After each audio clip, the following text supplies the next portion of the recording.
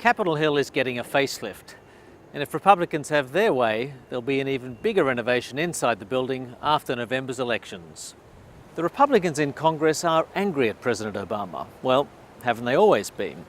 But right now they're complaining about his healthcare plan, the slow economic recovery, what they say is his tardy response to the rise of ISIS in Iraq and Syria, and also, as a co-equal branch of government, they're also complaining about his extensive use of White House powers on all sorts of policy issues. The Republicans already control the House of Representatives, which is one of two houses of Congress, and if anything, their majority is expected to increase after November 4. The Senate is where this election is being fought out, and the Republicans believe that they can finally win back the 100-member chamber that they lost in 2006, giving them control of both houses of Congress. For Conservatives, this election is a referendum on Mr. Obama. History is certainly on the Republican side. Most presidents, like Mr. Obama's predecessor, drag their parties down in elections in their second terms. Mr. Obama's ratings have been falling too, starting about 12 months ago with a disastrous initial launch of his health reforms, and he's never really recovered.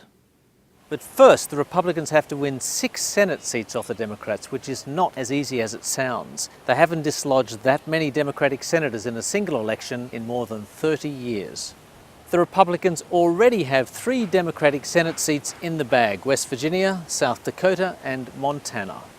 Louisiana, Alaska, and Arkansas are all red or Republican-leaning states, and the Democrats elected there in 2008 were riding on Mr. Obama's coattails.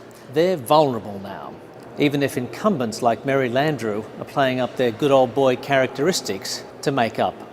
And while the Democrats are polling well in North Carolina, they're struggling in Iowa. Perhaps that's because the Republicans have got their message just right in this proudly agricultural state. I'm Joni Ernst. I grew up castrating hogs on an Iowa farm, so when I get to Washington, I'll know how to cut pork. Joni Ernst, the Republican candidate, put her farming credentials bluntly in her first campaign ad. Because Washington's full of big spenders. Let's make them squeal. With your background, her opponent, Bruce Braley, sent exactly the opposite message to rural voters when he was caught at a closed-door fundraiser in Texas, mocking a Republican because he was a farmer. Or you might have a farmer from Iowa who never went to law school, never practiced law, serving as the next chair of the Senate Judiciary Committee. And badly denting his credentials. There are other wild cards which will affect the result, notably the Republicans struggling to maintain the party seat in Kansas. The result may also depend on runoff elections in Louisiana and Georgia, where a candidate needs 50% in the first round to win. If the Republicans fall short, it'll be devastating for a party at a moment when everything should be going their way. But if they win and if they stick together, then they'll be able to make President Obama's life miserable for the final 2 years of his term and really take control of the political agenda. But if they are divided, as they have been in recent years, then the election may make little difference at all. That's Richard McGregor, Financial Times, on Capitol Hill.